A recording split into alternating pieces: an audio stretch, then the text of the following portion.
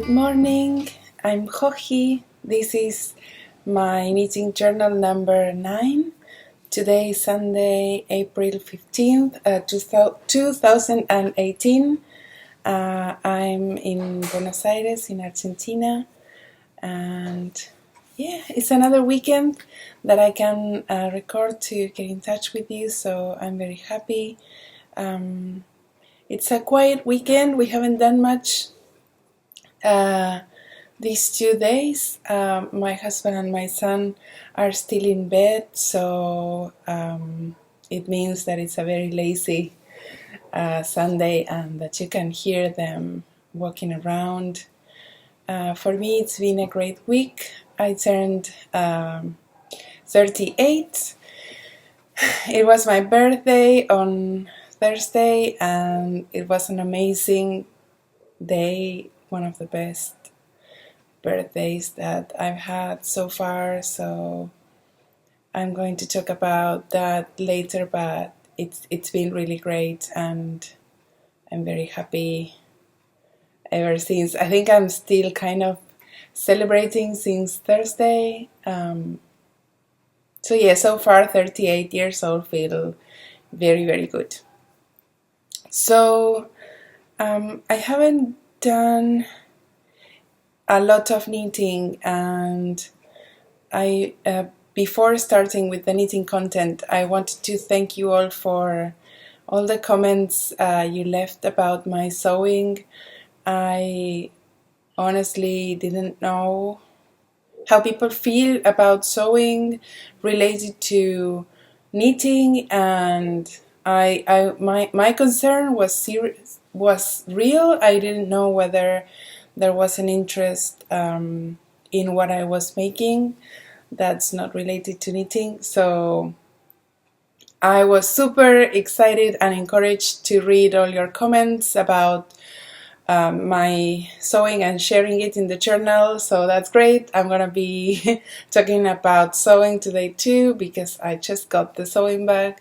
So yes, thank you for taking the time to leave all those messages too. So let's start with the knitting. On Thursday was my birthday, as I said a million times, and for some years now I have published a pattern during my birthday. I think that the reason behind it is that sometimes I kind of want to distract myself from the fact that I'm turning 1 year older. I don't know why it is. I don't really like to celebrate my birthday. I think it's because some years ago, okay, this is a very sad story.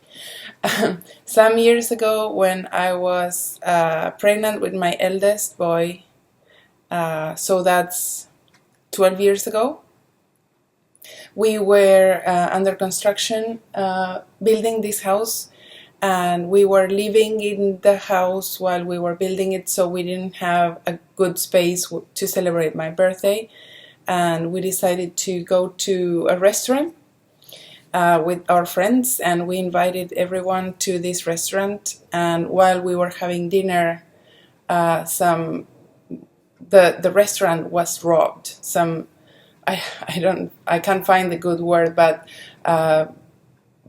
thieves broke into the restaurant with arms, and no one was hurt, but we were stolen from, and they took wallets and money and jewels, and it was horrible. It was the worst memory ever from a birthday. And even though I don't remember thinking, okay, I'll never celebrate my birthday again, I still feel that ever since I haven't been very keen on celebrating it. It just brings very bad memories, and for that reason I think that I want to distract myself from the fact that it's another birthday, and I try to get myself very busy by setting a release date during April 12th. And yeah, so this year we had a very special pattern released during my birthday, and it was Fading Point, and I have it here with me. I'm going to wear it, and I'm blown away by everyone's comments and the response to this pattern. Okay, that's too wrapped. And yeah, so Fading Point has been released. I have talked about this pattern so many times in the journal already that I don't think I need to introduce it to you again. It's my favorite scarf, wrap, shawl, however you want to call it, to the moment. My version was made using La Bien-Aimée twist sock in a fade progression of 5 colors. And La Bien-Aimée names her fade combinations. She gives them like a colorway name to the combo. So this combo was called La Belle Époque, and I adore it. So let me show you once again.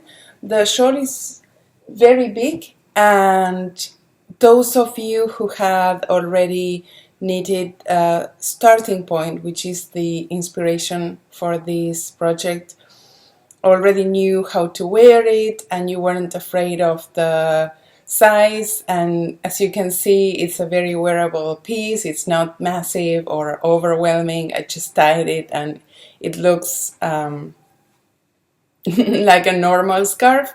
But when I spread it out to take proper photos of the whole shawl, some people were like, oh, that's massive, or are you really tiny? I am not tiny. I am very big for an Argentine woman, but I'm medium size for a Northern European woman. And so it's big. It's about 2.3 meters long, and I forgot, about 70 centimeters wide. But that's about the size of any pashminas that I've owned in the past that I really like to wear. So if they are smaller, I feel that they don't provide enough fabric to be really, really warm. My goal with this shawl is that it becomes a really light but warm item. So the construction starts here in the end with color number 1. I used the darkest for this color, the darkest in my fade. Okay, I'm showing it from the wrong side. And it has some lace. And when you start, you build this triangle over here. And then you start combining increases and decreases to achieve this rectangular shape. And as you make progress, you start fading or striping all your colors. So you have a striped band and then a lace band, a striped band and a lace band, and a striped band and another lace band. And you continue going like that until you reach to this point, and of course your knitting will have this shape. And what you have to do is then build a second half, and you connect both pieces with a triangle, and you start decreasing while striping all your colors again towards the end. So you end here and here. It's a very fun and interesting construction for a rectangle. It's just basic geometry. I love garter stitch because it allows you to play with geometry that way. So you can combine the angles and triangles to build different shapes. And okay, so you need 5 colors. I have always pictured this as a fade, so that means that my design idea or my design concept for the shawl was a progression from the tips towards the center, either from darkest to lightest or from lightest to darkest. However, the way the pattern is designed doesn't require that progression. So that means that you could use 5 different colors and just have a striped shawl, and I bet it would look really, really interesting. All my test knitters used some kind of progression, so I can't really show you how it would look, but I'm sure that it would look really great. So if you can't find in your stash anything that sort of forms that 5 skein fade, then just use whatever you have in stash. I find that with 5 colors in one shawl, it's really hard to mess it up. For some reason, all the colors end up sort of balancing each other, and the more colors in this type of shawls, I feel that are the better for some reason. It's hard to explain, but with Starting Point, what happened is that we had a lot of color combinations that when you saw them as skeins, as loose skeins, you thought, I'm not sure if that's going to work, but then when you integrate all the colors together, they really did work. So I encourage you to try other combinations that are not necessarily fades. And okay, the pattern was on sale during the whole week for my birthday, and it was 20% off, and still is today until the end of the day. I tell you a secret: when I set up my promotions, I usually extend them 12 hours more than I say, just so that no one gets disappointed. So technically there's another whole day for you to get the pattern with a 20% discount. And we will be having a knit along. We are having a knit along in my Ravelry group. So to join, you just need to go to Ravelry and find the Designs by Joji group. And there's a special thread there called Fading Point Knit Along, and all you have to do is just pop in there and say you're participating and chat, and there's no need to sign up. You can just read if you want. You don't have to necessarily write, but then there will be a prize that I picked up today. And to be eligible for a prize, you need to post your finished fading point before June 12th, so that's 2 months, in a special dedicated thread that we will have for finished objects. And we will be using the hashtag fading point cal. So having shown you this so many times, and I would like to show you what price I picked for the knit along. So I've been offered prices for my knit alongs, and I think it's the most generous thing a company can do. And every time they offer me prices, I feel so grateful and happy for you, the viewers. But I also sometimes, not always, sometimes I feel that the price needs to come from me, because I'm the one who's hosting, and after all, I'm the one who's benefiting or getting the benefits from people knitting my pattern. And I really wanted to pick a price that was purchased and kept by me. So I wanted to find something in my stash that was really good enough for knitters. As you can see, I have a very large stash. This is just some of the colors. My stash continues that way, and also downstairs. Some people would think it's small. I think it's very big and very varied, and everything that I have at home I really love. If I don't love it, I don't keep it. So okay, so I spent a lot of time looking at my stash, and I picked up this amazing set that I bought when I was in Berlin, and I thought it was very appropriate for this event. It's a fade. So when I was in Berlin, I met Valentina from Snail Yarn.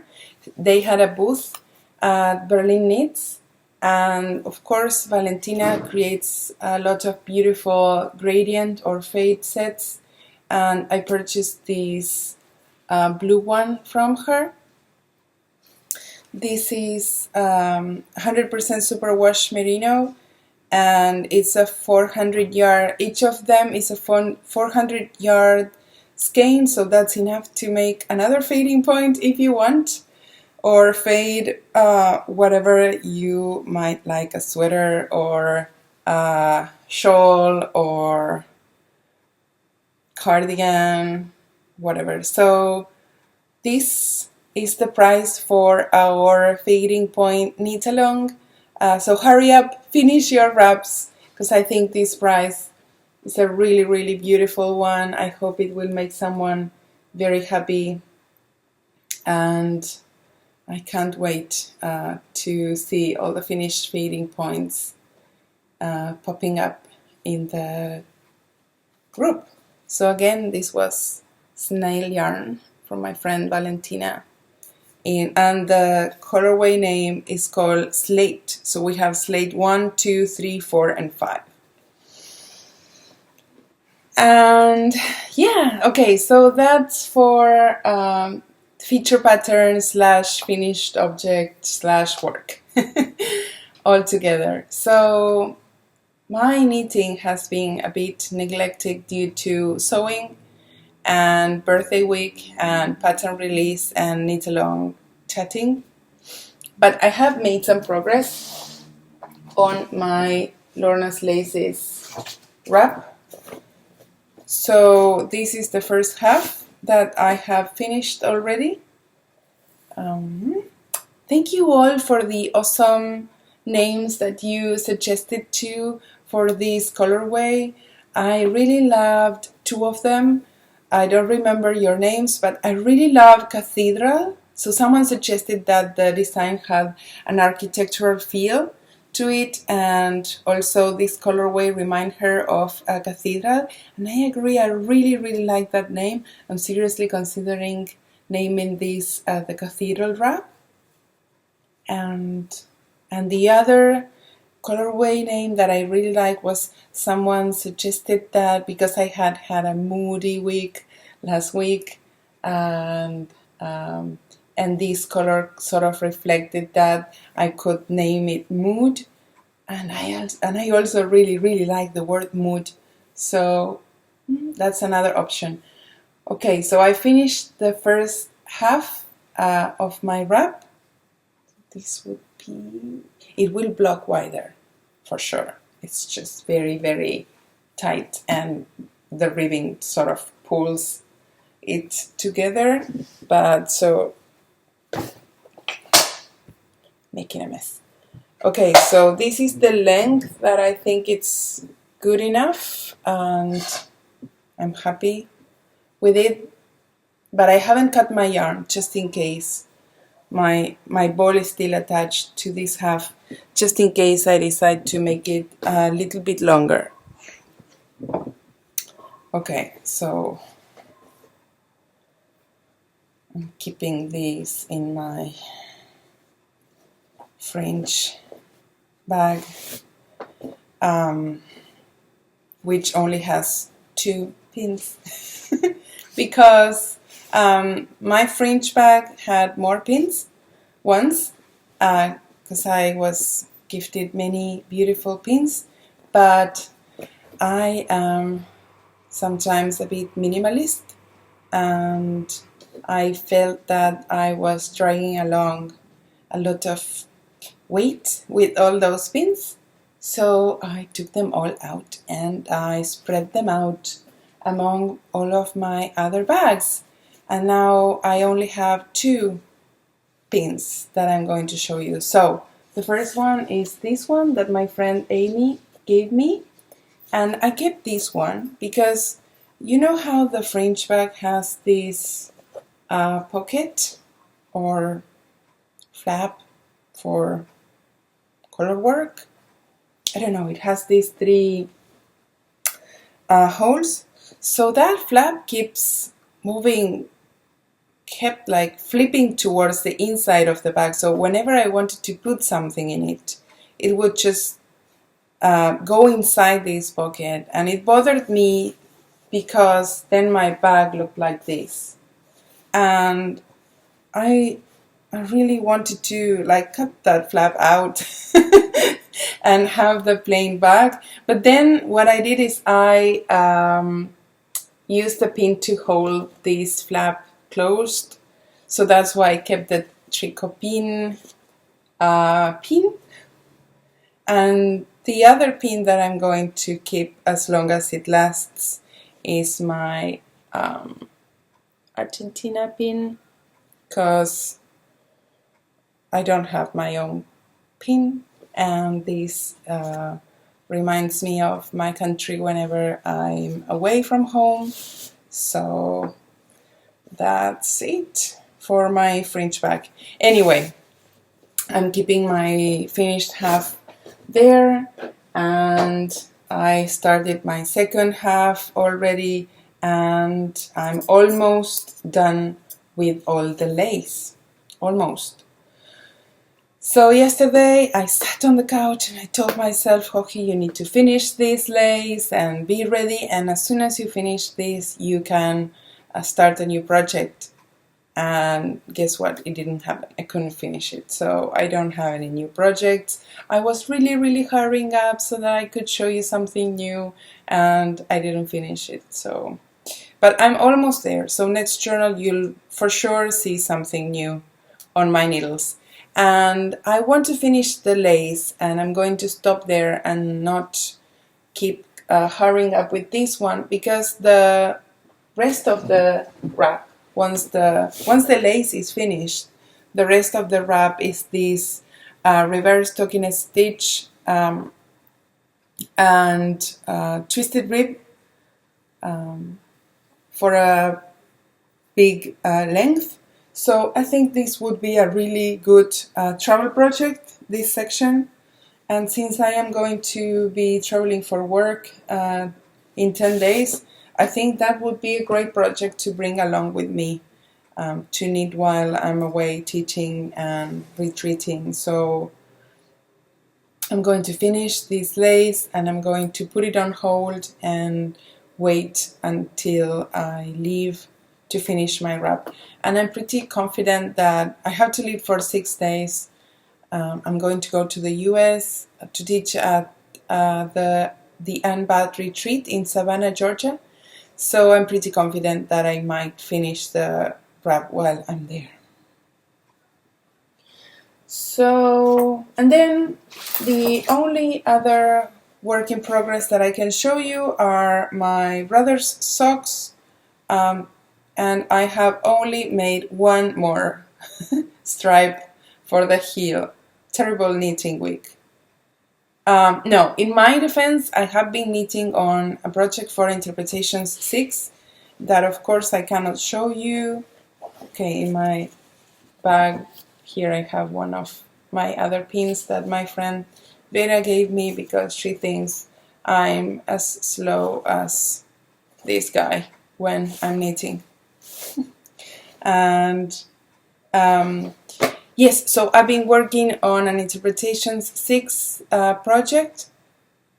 So that took a long time, and of course I cannot show you that project progress, but it wasn't such a bad knitting week. I just knit on things that I can't show you. Okay, so that's it for works in progress. I have some yarn here with me that I wanted to show you because this is probably going to jump on my needles soon.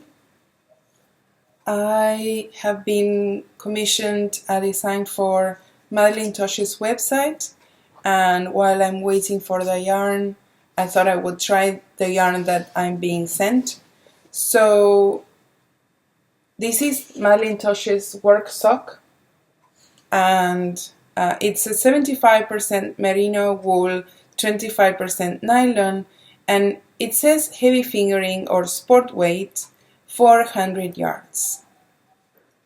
So when I received this yarn, I noticed that the skein was big.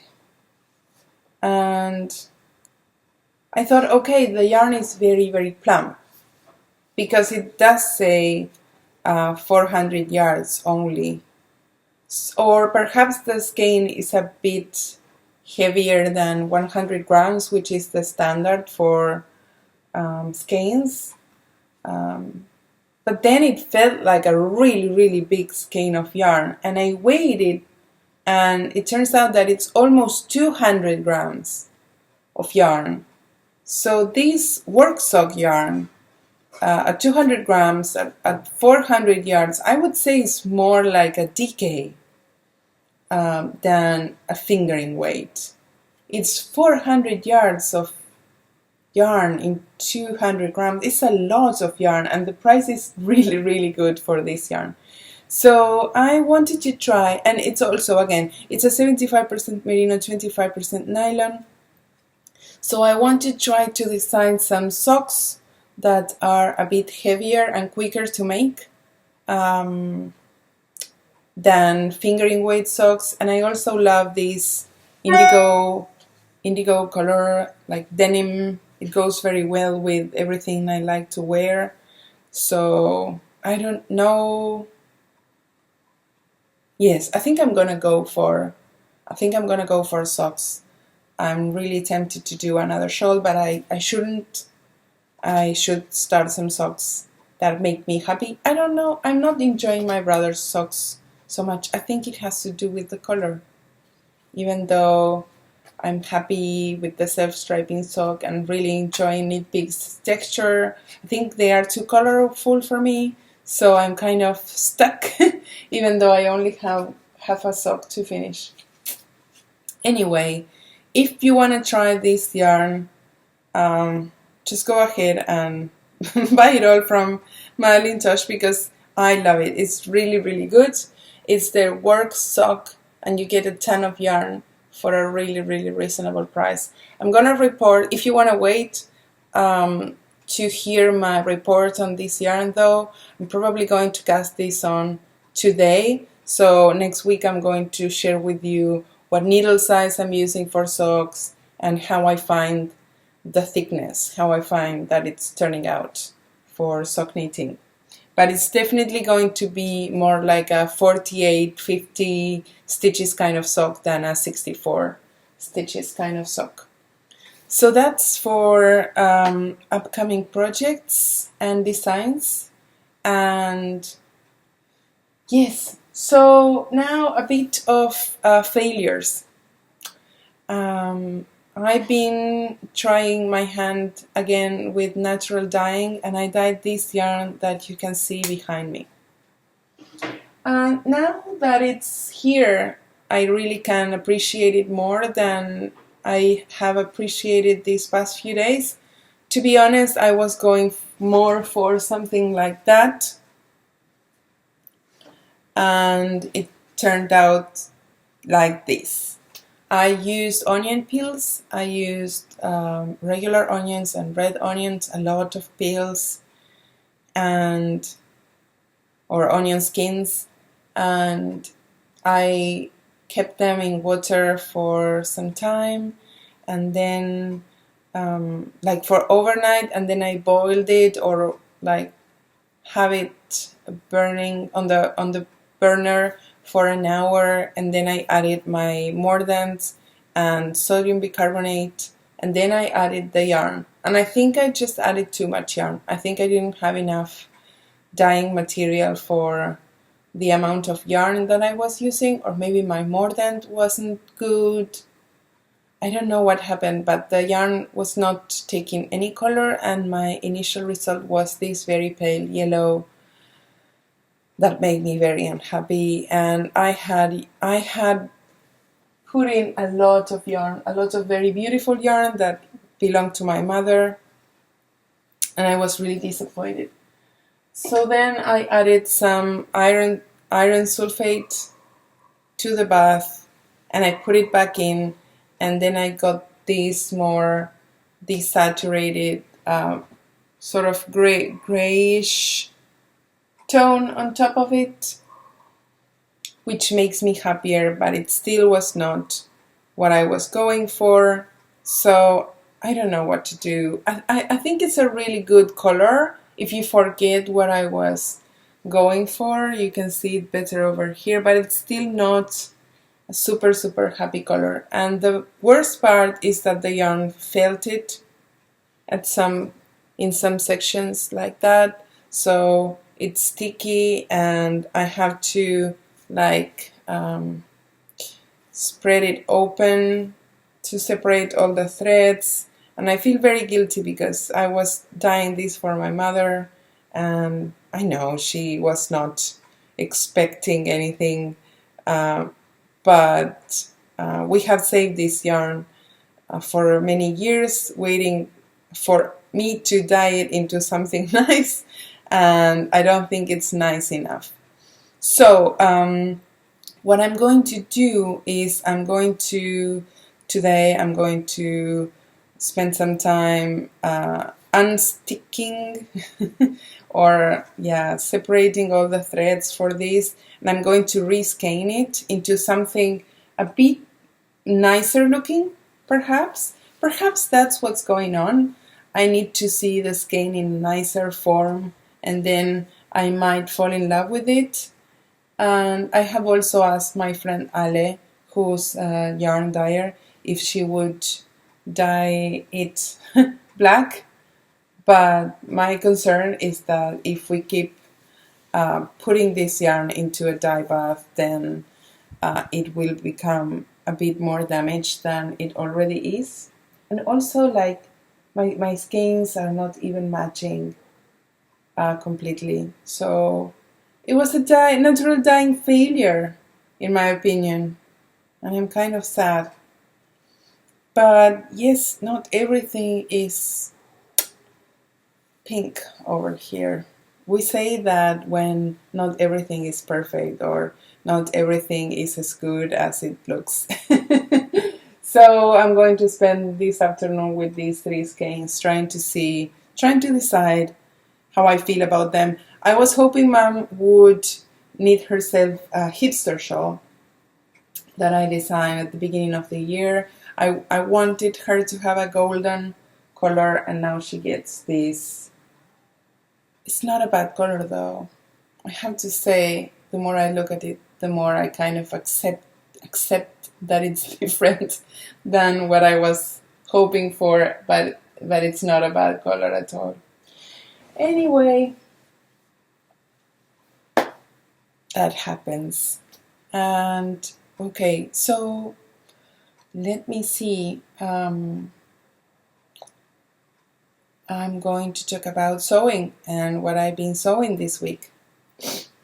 So last Sunday I thought I was going to have the whole Sunday after recording the journal free to sew, and I told you that my husband and my kids weren't at home, so I had pictured myself just throwing fabric on the floor and cutting dresses and all sorts of things. I don't even know where I was going to get the patterns from because I don't have many patterns, but that was my dream of what Sunday was going to be like. But then my brother and his son came for a visit. They don't live in Buenos Aires, and they surprised me. So that was really nice, and I was really happy, but I was trying not to be too disappointed that I couldn't spend my day by myself sewing. And yes, but I still managed to do some sewing in the afternoon because my brother decided to take a nap. So the first thing I sewed was these pants. So again, failure, not failure. So far I had only sewed the items that I showed you last week. So I had sewed 3 tops using the same pattern, one for me, one for my mother, and one for a special person whose birthday is coming along. And then I had sewed a black dress. By the way, for those of you who asked, I am not wearing my handmade dress in the Fading Point photos. It's a different dress. I really like black dresses, so I have many, and that is a handmade dress, but it was not handmade by me. You'll see me wearing that dress someday soon. So I wanted to sew something different, and I decided to, oh, okay, so also I went to the fabric district here in Buenos Aires, and I had been shopping for fabrics, and some of the stores would only sell wholesale. That means that the minimum that you can buy is 10 meters of the same fabric, but when you are obsessed with something, then 10 meters doesn't sound like a lot. So I decided to buy 10 meters of this fabric over here that I really like. So this is like a poplin, cotton poplin. I think it probably has some polyester. I don't know. I just really liked it, and I couldn't find it anywhere that sold retail, so I went wholesale. So I had a lot of this fabric, and I thought I only want to make myself a shirt dress with it. And so what can I make with the rest of it before I jump into my shirt dress? And so I decided to make my boys some pajama pants. And I didn't have any patterns, but I had that book that I showed you last week, and the model is for these pants. So I thought, okay, these are women's pants, but who cares? They look like pajama pants. That's okay. I can use that for my kids. And these are made for Japanese women, so I'm pretty confident that they are not too big for my kids, who are 9 and 11. And I'm going to make the second biggest size, and I think that they will fit. But I was clever enough not to cut two of them. I only cut one. I traced the pattern on some pattern tracing paper, and then I cut only one. And it turned out this big. And I don't know if you can tell, but this is like seriously tiny and narrow. And my kids have inherited my hips, so they are not precisely tiny boys. They are not chubby, but they are robust. So my eldest tried to pull this up, and he did, but they were like really skin tight. And so it was again a failure, and I was like, oh, because by the time he pulled them up, most of the trousers were ready, except for this, for the waist. So my nephew was here. As I told you, my brother was visiting, so my nephew was here, and he's 7 years old. So I told him that I had a friend who needed new trousers, and I wanted to ask him to help me measure the trousers for my friend. So I actually cut these short enough for my nephew, who's 7 years old, and his birthday is coming up in June.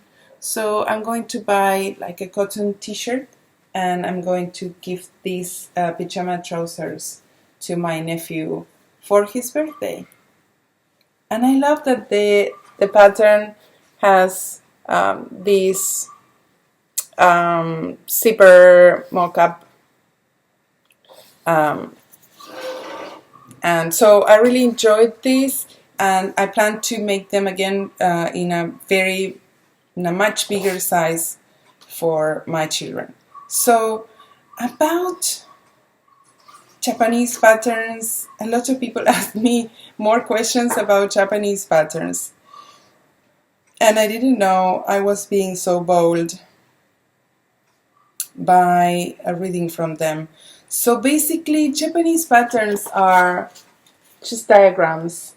You sort of have to guess what you have to do. There are no written words that tell you fold this to this side or that side.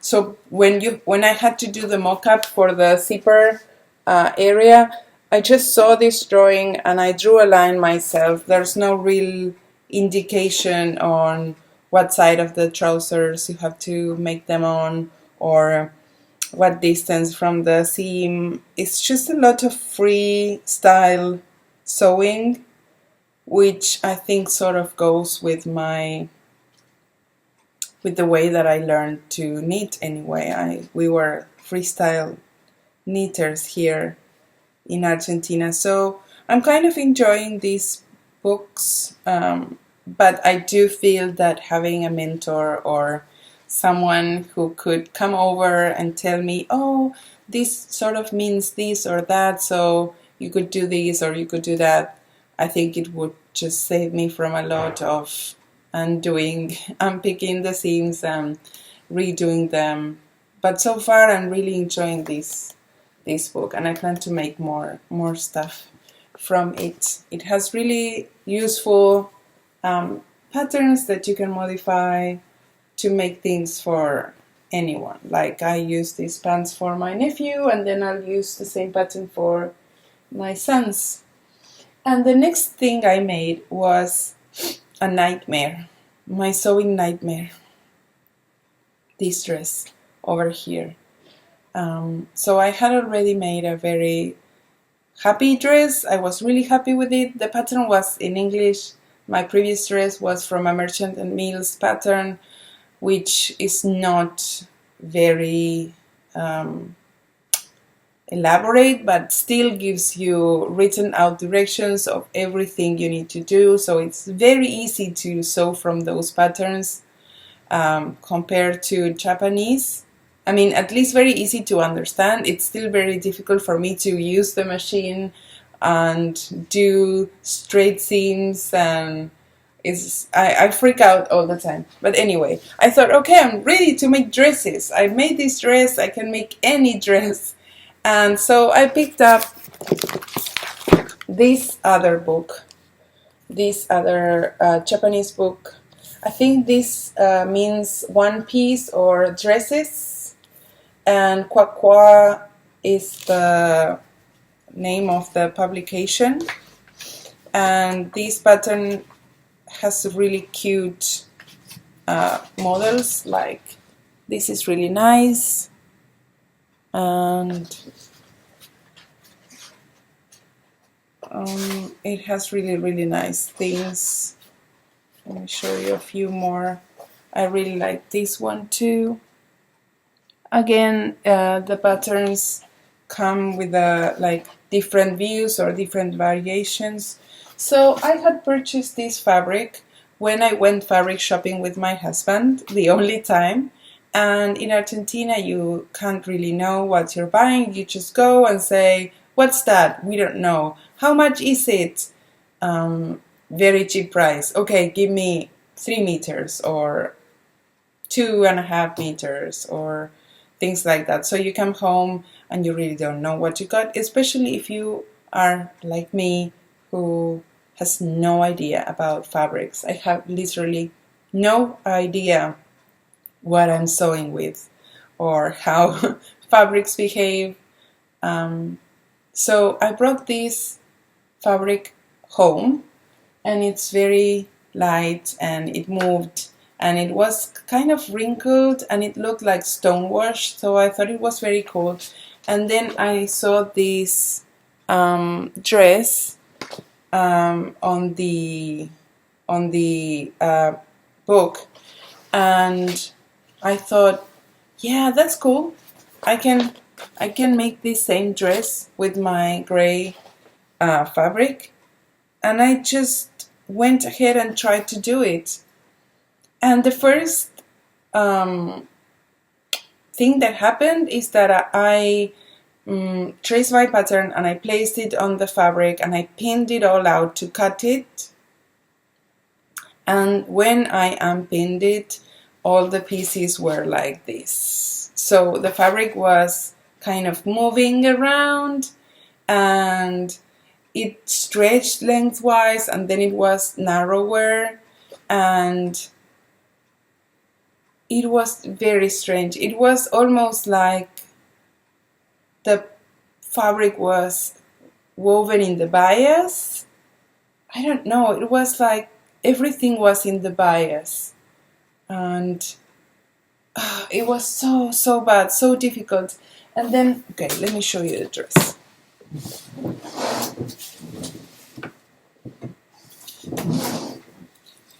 So then I had to make this neckline, and they gave me no indications of what to do here, how to handle a v-neck. Gathering this fabric was so difficult, it kept breaking, and then I had chosen the wrong thread color. I sent my husband to the haberdashery store for gray thread because I just thought, okay, just bring gray thread.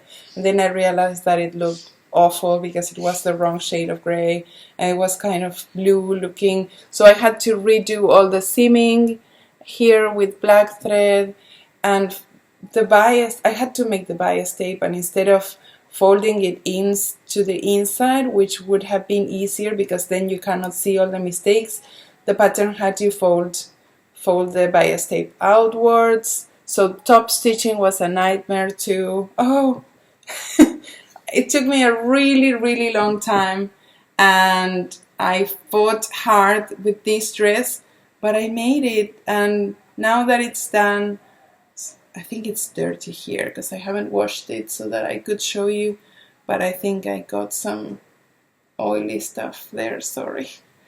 And yes, so I'm very happy with it, and I wore it for my birthday instead of the black one because I thought this was a bit more casual and we were not celebrating, so I thought this was more appropriate. And yes, so now that I showed you, I can wash my dress. And yes, so the pattern, not good, not easy to follow, a lot of guessing. It's even more ambiguous than the other book. It was really hard for me to understand where I had to sew my encasings for the drawstrings, and there was really no help with the neckline. It was really hard to figure out what I had to do and how I had to sew, what distance from the edge. Will I sew from this book again? For sure, because now I know I can do it. But I don't think that it's a good book for people who don't speak Japanese. So that's another successful dress. Now I can just throw this to the laundry room, and I'm very happy with that. And the last thing that I sewed this week are some gifts, and I love my project bags, but I sometimes don't feel inclined to sew with colorful fabrics or a lot of patterned fabrics. So I haven't been dreaming of making project bags actually since I learned how to sew. I have been more curious about making garments or perhaps more complex bags or purses or backpacks. I know I'm not ready for that yet, but I have been curious about that. But being able to sew meant that I could actually make things with my hands to give to friends, and I have been looking forward to that for a long time. I truly believe that being a maker, the best thing you can give someone is something that you made with your hands. So I'm meeting my friend, who I'm not going to mention, in Savannah, and this friend has been really grateful to me, and I really have been thinking about making something for her ever since I learned how to sew.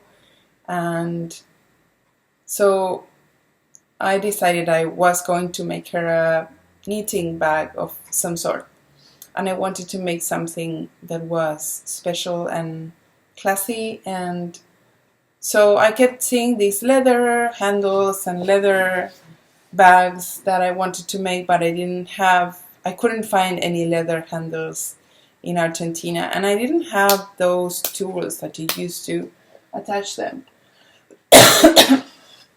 So a while ago I found a leather supplier in our local eBay, and so I contacted them and I asked them if they could sell me some cuttings of leather, and they did. So I got the leather at home about 2 days ago, and my husband helped me cut these handles, and then he drilled holes through these strips of or straps of leather, and what we did is we used screws and these toppers to attach the leather handles to the bag. So this is the bag I made for my friend. It's a kind of like a bucket or basket type of bag for her knitting. One can put easily 3 skeins of yarn, or maybe 4, but that would four skein project would be a bit tight. But I still think I think a sweater could fit in here, and I'm really happy with the way it turned out. And it's the first bag that I made, and I made it for her, so I hope she really likes it. I got this canvas on my fabric excursion or fabric field trip with my husband, and I pre-washed it and it got all wrinkled, and I loved the way it looked, and I thought it was going to go away, this effect, once I ironed it, but it stayed like this, so I think it's perfect. And now I want to make everything out of this wrinkly fabric, and then I lined it with some regular cotton, and yeah, that's the bag I made for my friend, and I really enjoyed making it. But the thing that I enjoyed the most was figuring out how I could make my own leather handles, and how I could, I added a small tag for her to know that I made it, and how to add those handles to my bag with the screws. It was really fun. And then I had this fabric at home, and I don't remember when I purchased it, and I don't remember what for. Probably something to make pillows for patio furniture that we were going to send it to someone to make them, and then we never did. I don't know what I had it for.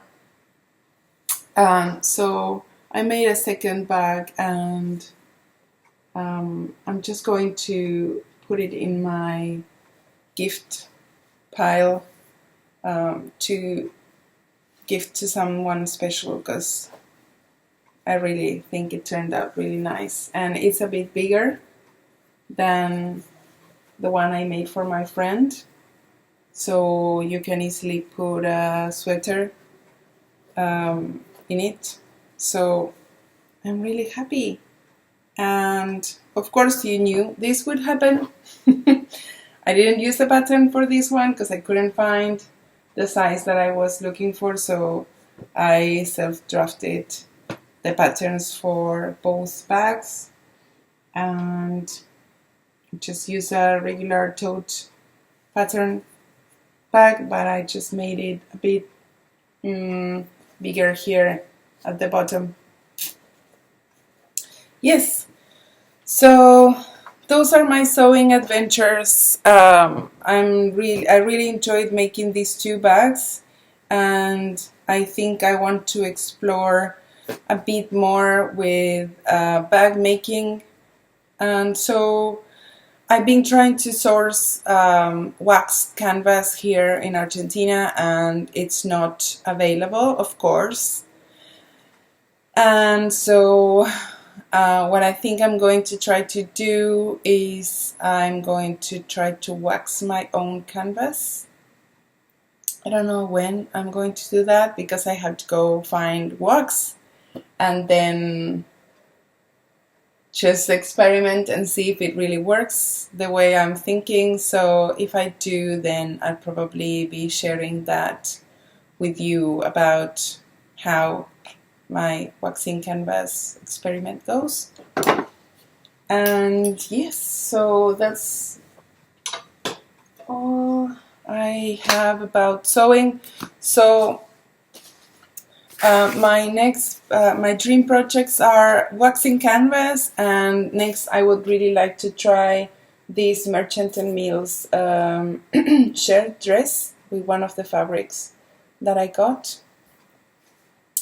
And yes, so I don't know when that's going to happen because I really should spend some more time knitting than I'm spending sewing. So I guess that's all. I hope you enjoyed this week's journal. It's a bit long now that we added the sewing section, and I hope it's not too long, and I hope to see you guys next week. Bye!